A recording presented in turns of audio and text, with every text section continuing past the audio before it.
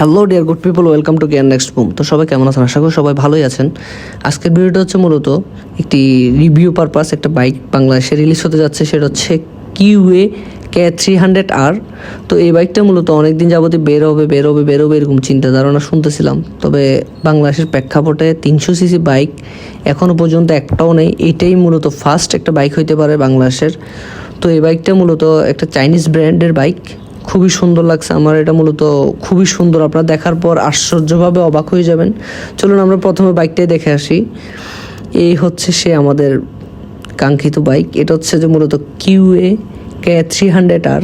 বাইকটা দেখতে সম্পূর্ণ BMW RR এর মতোই, এত সুন্দর একটা বাইক। এটা তো অনেকগুলো কালার আছে, ব্ল্যাক, রেড আর মানে ব্লু, 3-4টাই কালার নিয়ে বাংলাদেশে ঢুকবে এখন আপাতত। এটা ইন্ডিয়ার বাজারে কিন্তু চলে এসেছে, ইন্ডিয়ার বাজারে এটা চলতেছে।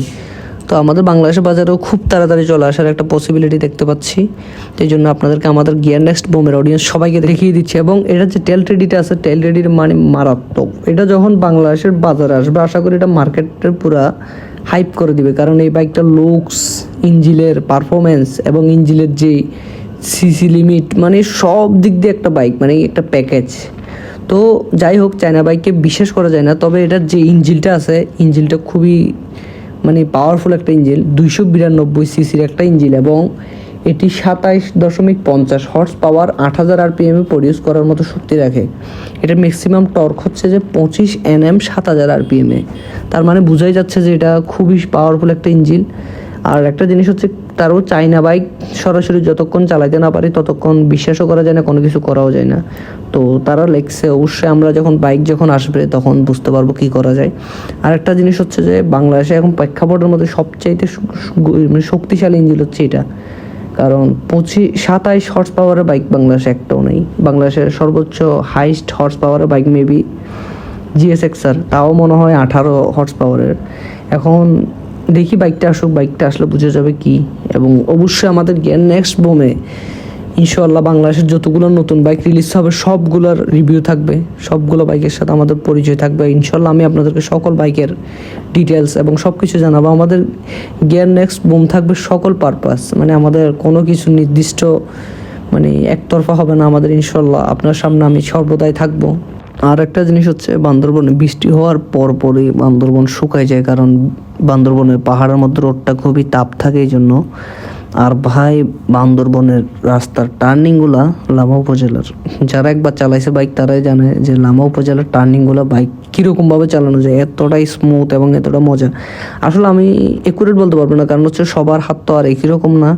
তবে আমার এই বান্দরবন লামা উপজেলার রোডে বাইক চালাইয়া যে স্মুথনেসটা কভারেজ হয়, আর অন্য কোনো জায়গায় আমি চালাইয়া বাইক সব জায়গায় গিয়ে দেখছি কোনো জায়গায় আসলে আমার মজাটা তেমন অনুভব করা যায় না। তো একটা জিনিস হচ্ছে, বান্দরবনের লামা উপজেলার টার্নিংগুলো হচ্ছে ভিন্ন। মানে বান্দরবনের লামা উপজেলায় যারা একবার আসছে, এই যে আমি উঠতেছি পাহাড়টা, এই পাহাড়টা 4 কিলো নাকি 5 কিলোমিটার মানে বাইকের তেল ছাড়াই নামা যায়। এটা এতটুকু নামনি, খুবই সুন্দর। আর আমি নামবার সময় অবশ্যই তেল ছাড়াই প্রতিবারই নামি। আমার শহরটা খুবই সুন্দর, আমি আমার শহরকে ভালোবাসি। তো চলুন বাইকের সাউন্ডটা শোনাই এবং আমরা অন্য একটা জায়গায় যাব ঘুরতে, ওগুলো দেখাই আপনাদেরকে। আর একটা জিনিস হচ্ছে, বাইকের এক্সস্ট সাউন্ডটা পুরাই বম।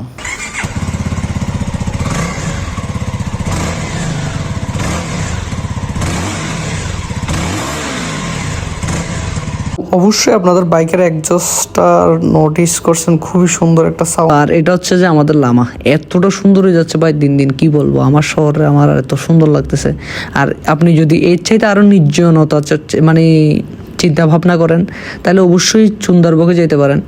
তো সবাই বলতে পারো হয়তো আমি এগুলোকে নিয়ে এত বলি কেন, অনেক কথা বলি ওদেরকে নিয়ে। আসলে এরকম কোনো কিছু না, মানে পেইড প্রমোট বা কোনো টাকা পয়সা না জানা। একটা জিনিস হচ্ছে জাস্ট ইনফরমেশন, আপনি চাইলে যাইতে পারেন, খুবই ভালো কতগুলো জায়গা। তো এটা হচ্ছে যে মূলত সুন্দরবনে যাওয়ার রাস্তা। তো আমি আজকে সুন্দরবনের দিকে যাব না, আমি যাব হচ্ছে মূলত বাসার দিকে। তো একটা জিনিস হচ্ছে, খুব তাড়াতাড়ি আমাদের গিয়ার নেক্সট বুমে সকল গিয়ার্স চলে আসবে, মানে একটা মোটর ব্লগিং সেট আপ এবং যা যা দরকার হয় আপনাদের সামনে সুন্দর সুন্দর ভিডিও উদযাপিত করার জন্য ইনশাল্লাহ একটা সময়ের জন্য অপেক্ষা করে আছি। এখন আপাতত যেতটুকু সময় পাড়ি দিচ্ছি, তাও নিজের যতটুকু চেষ্টা আছে সর্বোচ্চ চেষ্টা চালিয়ে যাচ্ছি। ইনশাল্লাহ আমাদের গিয়ার নেক্সট বুম খুব সুন্দর একটা পরিস্থিতিতে আমরা থাকবো।